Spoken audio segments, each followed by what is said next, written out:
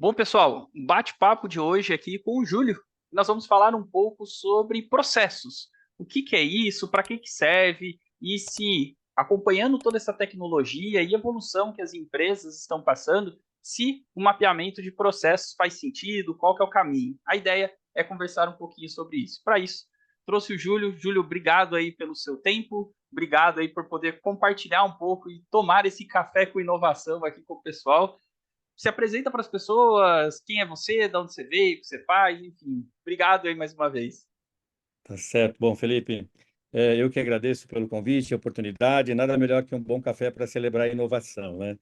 Então, vem meio a calhar esse bate-papo por um tema que é tão importante, né, e tão especial no dia a dia de todos nós. Eu sou o Júlio Freitas, sou fundador da Flux Process Design e tenho aí uma trajetória de aproximadamente 3 décadas, né, lidando com esse assunto, com esse tema nas suas mais diferentes camadas e graus de complexidade, também infinitas empresas, setores, áreas e segmentos, né? E estou aqui à sua disposição para a gente bater esse papo super agradável, tomando esse café super bom com um gostinho de inovação. Show de bola. Júlio, vamos começar do começo, como diria aquele, né? Digamos que uma pessoa apareceu aqui e queira saber um pouco mais o que é esse tal de mapeamento de processos, né? Qual que é a importância disso para as empresas? Então, queria que você começasse do começo aqui. Ok, boa. A pergunta é ótima, né? Porque a gente tem, né, nesse tema, processos, algo que nos acompanha desde sempre, né? Em algumas fases, né, da nossa história, seja da industrialização do país ou mesmo do crescimento dos serviços, o processo ganhou algumas roupagens, né? Eu lembro quando eu era criança, meu pai chamava de OIM, né, Organização e Métodos, né? E hoje a gente já está no Process Mining, né? Então, assim, tem uma série de roupagens, mas no fundo, a gente está falando da mesma coisa de tão importante que ela é, né, ao longo do tempo e da nossa trajetória de crescimento, não só profissional, como tecnológico também. Eu parto do seguinte princípio, Felipe: não importa qual a área, qual o setor, tamanho, né, da empresa com a qual a gente está se reportando. Então, eu tenho empresas do setor de alimentos, eu tenho empresas do setor de mineração, de transformação de petróleo, tenho empresas, enfim, de tudo que você possa imaginar que são diferentes nas suas atuações, mas existe algo que as torna iguais. O que é esse algo? São os processos. Todas são dependentes de processos. Então, esse tema, processo, faz da empresa ao lado e logo em seguida, né, da existência das pessoas, com as suas expertises tecnológicas, faz dessas empresas todas iguais, semelhantes.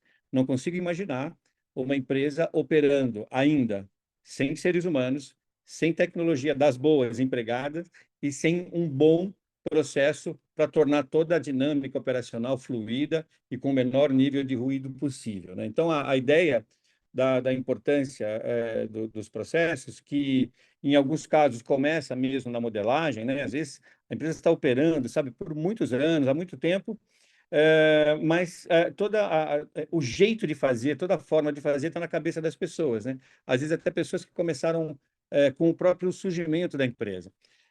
E óbvio, os processos vão acontecer porque essas pessoas sabem como faz a coisa. Mas aí a gente costuma dizer que é fazer coisa do seu jeito, né? Então tem jeito de fazer e fazer de um jeito.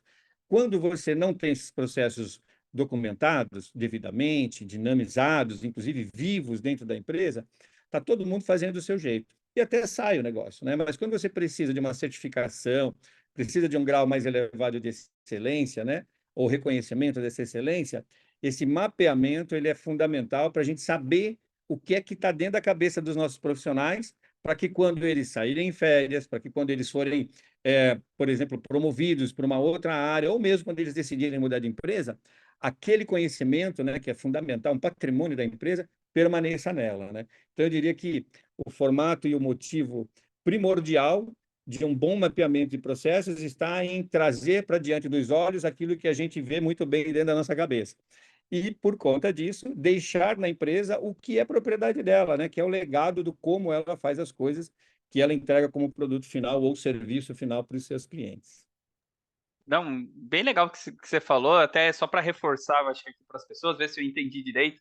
Na minha área, né, de gerenciamento de projetos, a gente sempre briga, né, sobre ter ali tudo documentado, seja durante todo o andamento do projeto, ou durante o planejamento, enfim, para que esse ativo organizacional, né, esse conhecimento que é da empresa, ele acaba não se perdendo.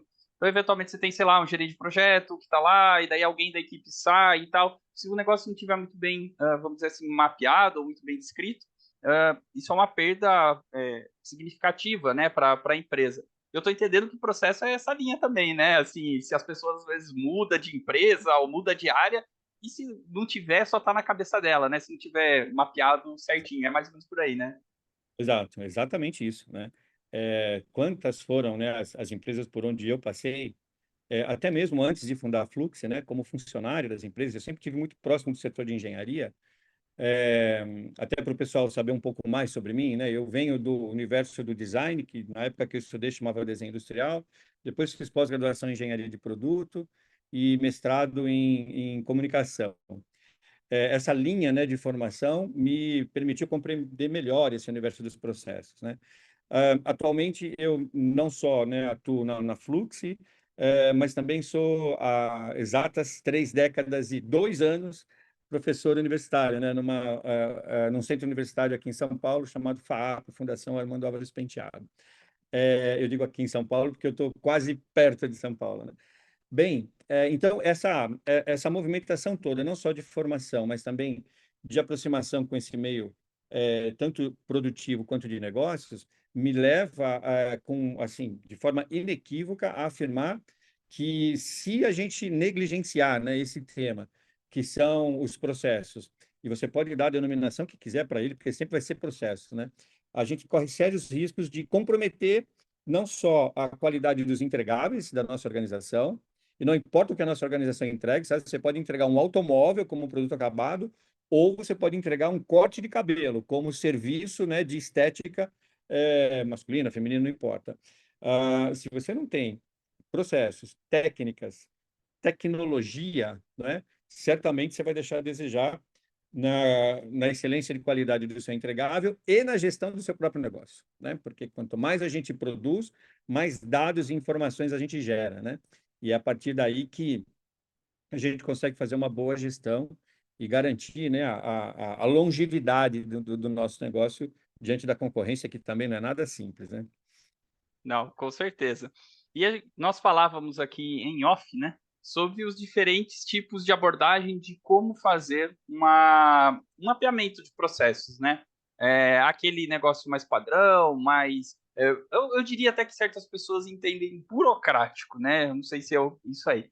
Mas conta um pouco para a gente como é que é feita essa abordagem, como é que você aborda aí na sua empresa, se é assim mesmo, né? Se é burocrático ou não é para ser burocrático. Dá uma palhinha aí pra gente. Assim, bem, na Flux a gente tem uma abordagem que vem, né, das ferramentas e das metodologias do próprio design, né? Então, nós temos questão, os meus sócios, de gerar na nossa empresa, apesar de nós não vendermos design, mas a gente tem uma cultura interna de design, né? Uma boa referência é o Banco Itaú, né? O Banco Itaú não vende design, mas ele tem uma cultura de design que é inquestionável, né? Então, aquilo está em todas as áreas, todas as pessoas, em todas as falas, em todas as dinâmicas, nos próprios processos, né? Então, uma referência tangível, né, do que eu chamo de cultura design esse sucesso, né, que uma empresa do setor extremamente tradicional, que é o setor financeiro, ter uma aproximação e um diálogo tão redondo, né, e tão humanizado, na medida em que a tecnologia permite também, né, e coparticipa das pessoas. E o design permite isso. Nós fizemos questão de trazer para a Flux, né, logo na sua fundação, essa premissa, né? Então, todas as nossas ações, elas são subordinadas a ferramentas, instrumentos e metodologias que o design trouxe. Uma dessas abordagens metodológicas o mercado conhece bastante, que é o design thinking, e trazido lá, né, pelo Tim Brown em 2010, quando ele publica o livro com o mesmo título. E aí a gente tem 5 etapas que nos ajudam bastante, né, em termos de compreensão tecnológica, ou melhor, metodológica. A primeira delas é a empatia. Então, para nós, conhecer os profissionais com quem nós vamos conversar, antes de introduzir uma abordagem técnica, né, sobre o fazer, a atividade, é fundamental, porque são seres humanos, né, que estão em diferentes momentos de vida e que têm diferentes, inclusive, perspectiva de futuro.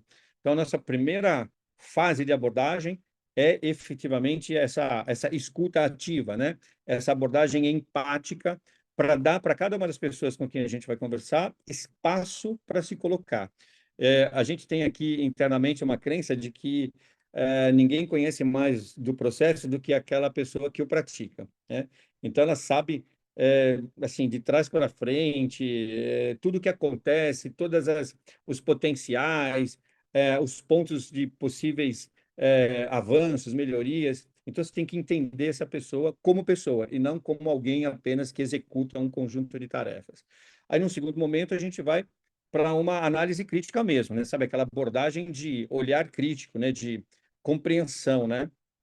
Definição daquilo que a gente está querendo diante daquele processo. O que que a gente quer saber? A sequência de operações, pontos de vulnerabilidade, né? A gente quer fazer uma análise de riscos, a gente quer identificar qual é a capilaridade daquele processo, com quais outros processos ele vai dialogar, qual é a transversalidade desse processo na organização, né? Qual é a maturidade desse processo diante das tecnologias que a organização dispõe, se ele está fazendo bom uso mesmo de todas essas tecnologias ou não.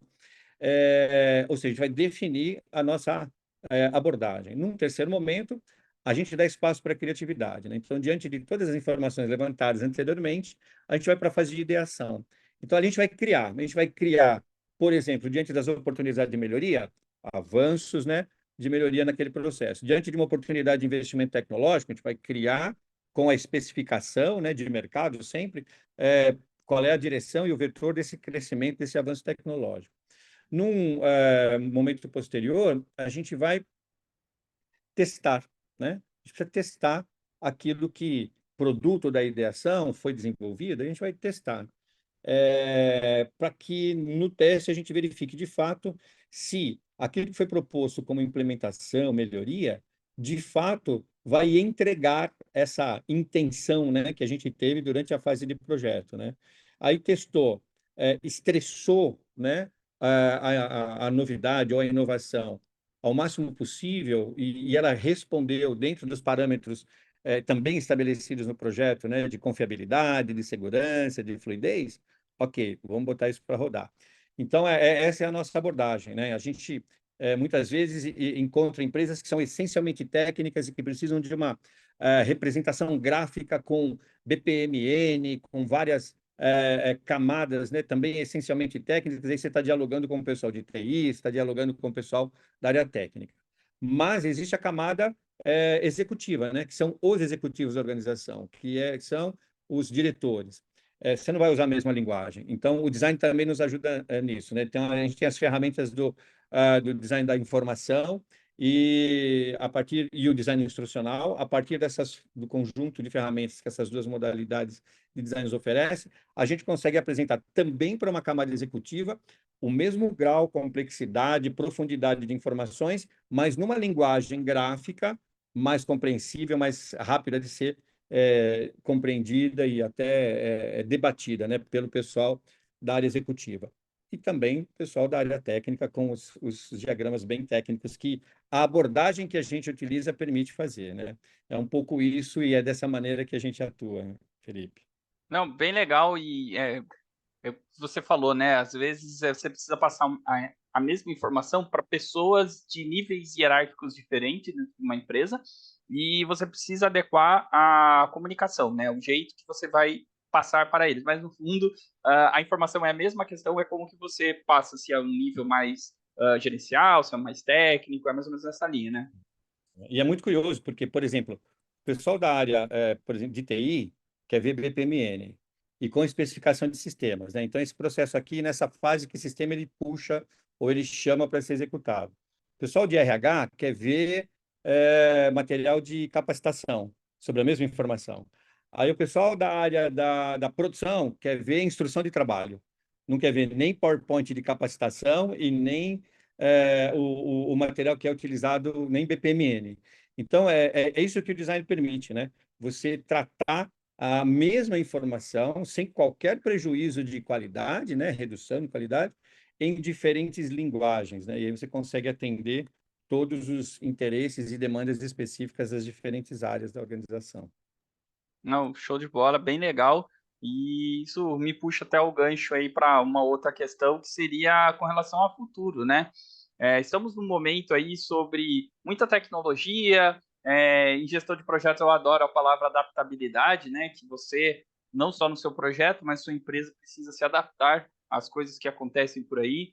Agora a gente está, esse ano de 2023, talvez mais do que nunca, a palavra inteligência artificial, né? O termo inteligência artificial tenha se difundido, inclusive não só tecnicamente, mas também ali para as pessoas que não tinham tanto esse contato, né? Passaram a ter algumas ferramentas aí para mexer e tal. Onde que o mapeamento de processo se encaixa disso, né? Qual que é o futuro? Tem Uhum. espaço? Enfim. Sem dúvida. E, aliás, também é muito bacana a sua pergunta, né? A gente passou por alguns processos, né, de evolução tecnológica acompanhada, né, desse anseio de transformação, né? Então, a gente começou a falar em transformação digital e, pasme, né, 2019, a gente teve cliente que tinha todo o arquivo em fichas, em caixinhas, tudo preenchido à mão, né? Então, o pessoal da área da saúde, com prontuário, tudo preenchido à mão. Assim, empresas que de médio porte, sabe? Não de pequeno porte, coisa do gênero, né? E aí, para esse tipo de gestão, o termo naquela ocasião, a gente está falando de 2019, transformação digital tinha o mesmo valor que inteligência artificial hoje para nós, né? Então, vamos botar transformação digital aí, vamos levar tudo para o universo digital, nada disso de ficar preenchendo a mão, tarará. Houve naquela época as ferramentas adequadas para isso, o pessoal da área de sistema também ralou bastante, né? Virou muita madrugada desenvolvendo sistema para poder gerar as especificidades de cada organização, porque dependendo da companhia, um ERP não dá conta sozinho, né? Então tem lá as suas especificidadezinhas. Ok, passamos a fase da transformação digital.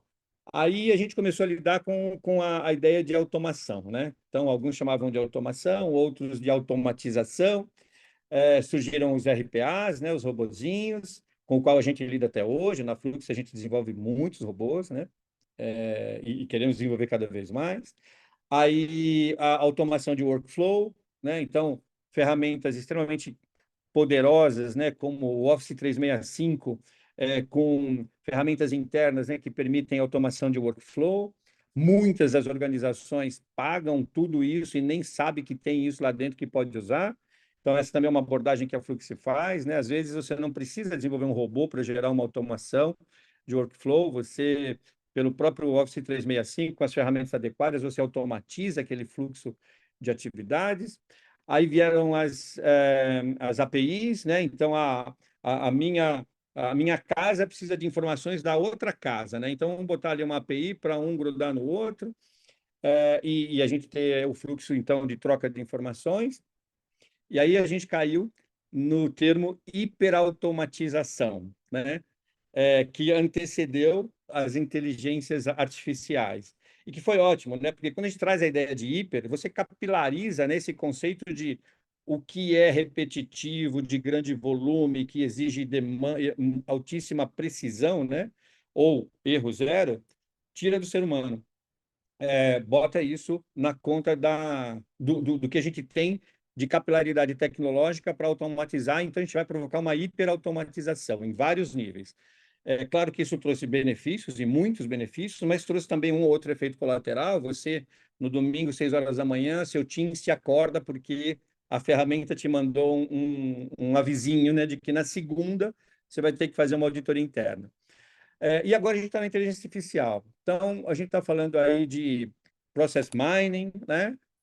Como eu comentei logo no começo, a gente está falando de análise de dados e informações por inteligência artificial, apontando, inclusive, indicativos de atitudes gestoras pelo vetor de tendência de produção ou de realização de negócios daquela organização. Cara, eu acho isso bárbaro, né? Mas, né, eu costumo dizer internamente que para a gente lidar bem com inteligência artificial, a gente tem que ser super inteligente para lidar com essa artificialidade, né? Então, quanto de inteligência a gente tem para lidar com a artificialidade da inteligência artificial? Porque não é que tudo se resume a prompts, sabe? Assim, faz um bom prompt que está resolvido.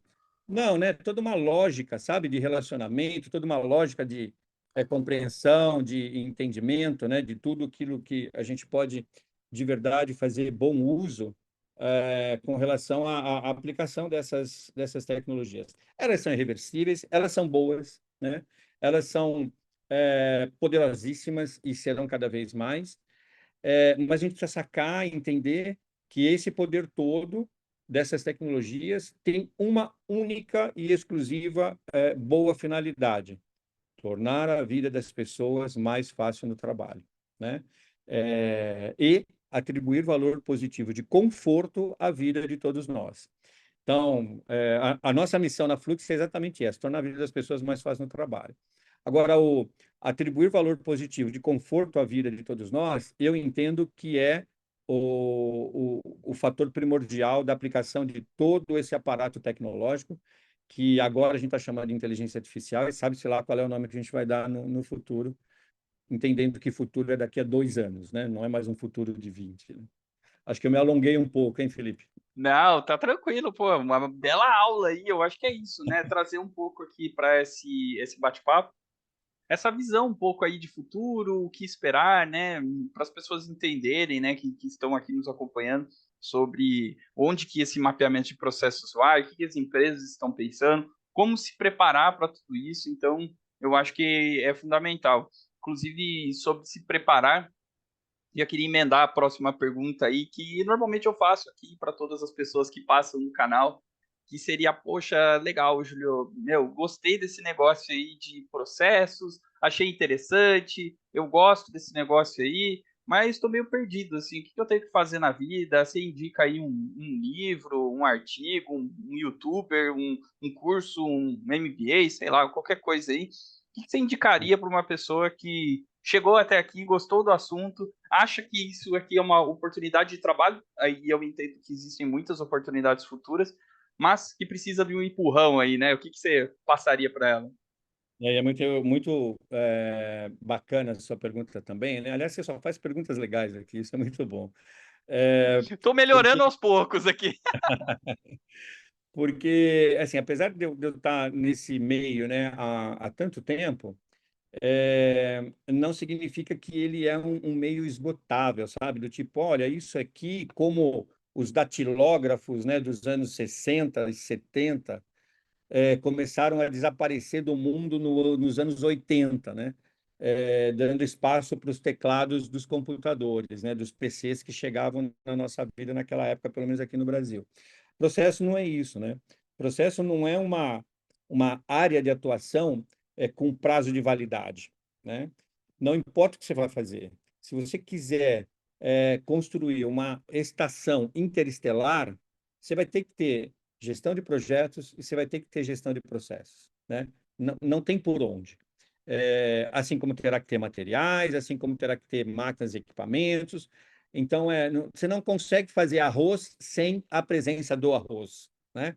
Então, você não consegue, como ser humano inteligente, transformar a realidade ao seu entorno se não for uma transformação planejada, e aí a gestão de projetos ela existe para isso, e se não for adequadamente bem estruturada nos processos. E eu vou dar um exemplo bem tangível, né? A gente tem as startups. As startups, quando nascem, sobretudo as que transformaram-se em unicórnios, elas recebem um volume de dinheiro bastante grande, robusto, né? Dos fundos de investimento, né? Das fundações. E aí elas têm uma curva assim de ascensão exponencial, né? Que é uma característica das startups que tornaram-se unicórnios, né? Na nossa história recente. E os caras vão fazendo, e a grana está entrando, e vai fazendo, e vai crescendo, e vai gerando volume, né, de usuários, de clientes. É, eu digo assim, é uma empresa que já nasce no que nós chamamos no mercado de mar aberto, né? E ela tem robustez financeira para suportar isso em todas as áreas, né? Desde a comunicação até da contratação e suporte, né, de capacity mesmo para dar conta daquilo tudo. Aí, no terceiro ano de existência, o fundo ou retira, né, o abastecimento de dinheiro, ou ele começa a desacelerar. E aí a empresa começa a ter que andar com as próprias pernas. E aí ela começa, a startup, né, começa a perceber que, cara, ela vai precisar olhar para uma coisa chamada excelência operacional. A excelência operacional é a maneira como você melhor faz a gestão dos seus processos. Daí começa a perguntar, quem é responsável por tal processo? Aí ninguém é responsável, né? Quem sabe como que faz tal coisa, porque o cara que fez tal coisa foi para outra startup, para concorrente. Puta, era só ele que sabia fazer. Então, as startups, elas são para a gente uma grande escola, no sentido de, às vezes, você está com uma abundância tão grande, né, de recursos, que você não visualiza a ideia importante, fundamental dos processos. E aí, quando isso acontece, aí você tem que aprender processos. Agora eu vou chegar na resposta da pergunta que você fez, que é assim, processos da maneira clássica, como a gente sempre estudou, sempre viu, que nasce, né, ou nas engenharias, no processo de produção, né, ou ele nasce na administração, como processo de negócio. Cara, você dá um Google, né, você bota lá como aprender, né, modelagem de processos, ou mapeamento de processos, ou só processos. Vai aparecer um monte de bibliografia, de cursos e tudo mais. Processos como nós fazemos na Flux, porque é uma coisa recente e focada, né, nas estruturas do design, como premissa estruturante da abordagem da metodologia, a gente não encontrou. E muitas empresas, inclusive as que queriam contratar os nossos trabalhos de projeto, mas por alguma razão não conseguiam, eles perguntavam onde o nosso pessoal interno pode estudar. Por conta disso, a gente decidiu ensinar as pessoas a fazer o que a gente faz. Como a gente faz, não tem jeito, só a gente mesmo, né? Mas o que a gente faz dá para ensinar.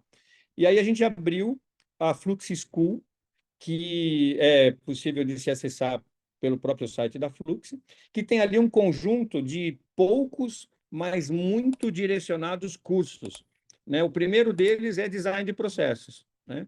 Depois tem processos nos serviços, depois tem processos na prevenção de fraudes para a galera da área de negócios, depois tem criatividade e estratégias de inovação, né? Porque isso está diretamente relacionado tanto à gestão de projeto quanto a processos. E aí tem design thinking nos processos, né? Enfim, é um conjunto de temas que nós praticamos em todos os projetos que a gente realiza para os nossos clientes, acreditamos e decidimos ensinar, né? Então, processos do modo convencional, você encontra milhares e centenas de cursos no Google.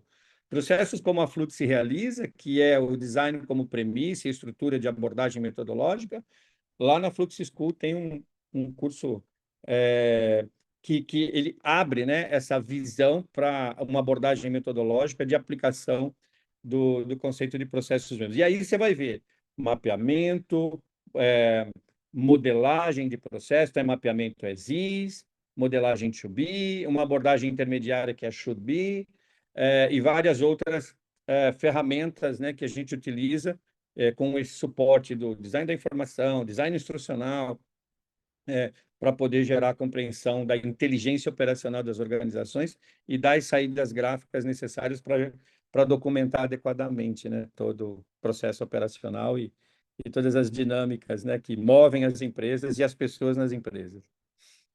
Muito legal. Lembrando aqui as pessoas que chegaram até aqui, todos os comentários aí que envolvem livros, temas, vai estar aqui no primeiro comentário deste vídeo. Então acesse lá, caso você tenha interesse. Júlio, obrigado aí por esse bate-papo. Passa rápido aqui, é um tema que eu particularmente gosto bastante, porque está muito alinhado com inovação, com novos produtos, tecnologia, gerenciamento de projetos, governança. Adoro demais. Foi muito legal ter você aqui passando um pouco da sua experiência. Queria te devolver a palavra para alguma consideração final, alguma frase final, deixar os seus contatos, lembrando que eu vou deixar todos aqui no primeiro comentário, mas o que você quiser falar aí para as pessoas, a palavra é sua. Obrigado mais uma vez, hein? Tá bom, eu começo então, Felipe, agradecendo aqui a oportunidade, né, de dividir com você e com todo o grupo, né, de ouvintes e pessoas que te seguem, né, reafirmar a importância de um café com inovação, porque nada mais conquista e emociona nós brasileiros que um cafezinho, né, e nada mais nos faz ocupar a mente e a nossa visão de futuro do que a inovação. Então, acho que faz todo sentido isso. Entre um café e a inovação, a gente põe os processos, né? Tanto para fazer café quanto para gerar inovação.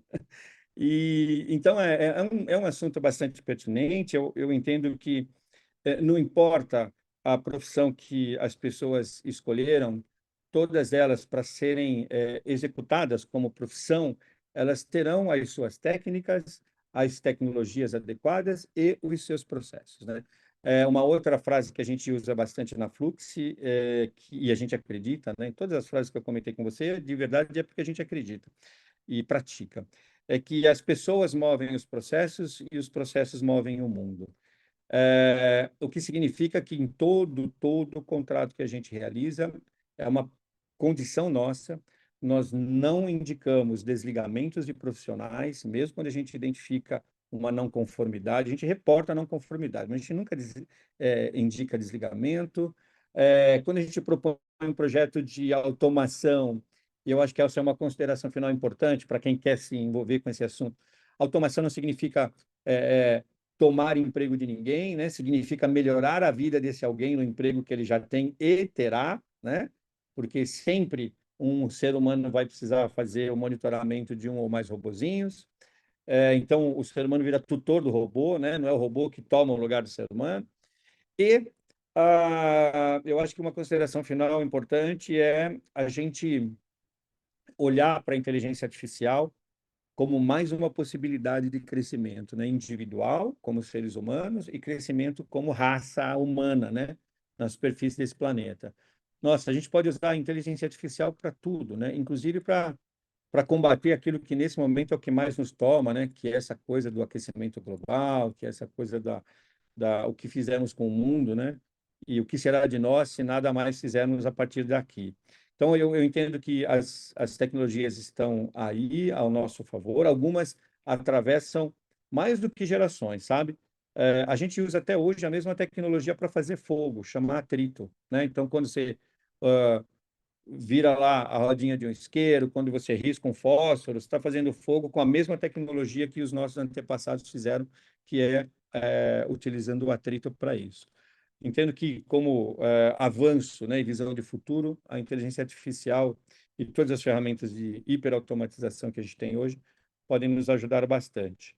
Mas jamais percamos, né, a clareza e a consciência de que, se não houver ser humano nesse ecossistema, alguma coisa ainda não está muito bem resolvida, né? Seja para pensar um ecossistema que vai funcionar de forma autônoma, ou seja para fazer a governança desse ecossistema que vai funcionar de forma autônoma, né? Pelas tecnologias todas. Eu entendo que é isso, que vem o futuro e que a gente consiga desenhar processos bem alinhados com os nossos propósitos de uma vida melhor e com um trabalho mais confortável e fluido. Show de bola. Júlio, muito obrigado aí pelo seu tempo, obrigado por contribuir aqui com o nosso canal e com as pessoas que aqui estão. E pô, você falou, né, muito bem, fiquei com essa na cabeça agora, né? Entre o café e a inovação, tem processo para fazer café e para inovar. Gostei dessa observação aí. Muito Júlio, bom. obrigado, valeu, até a próxima. Valeu, Felipe, até a próxima.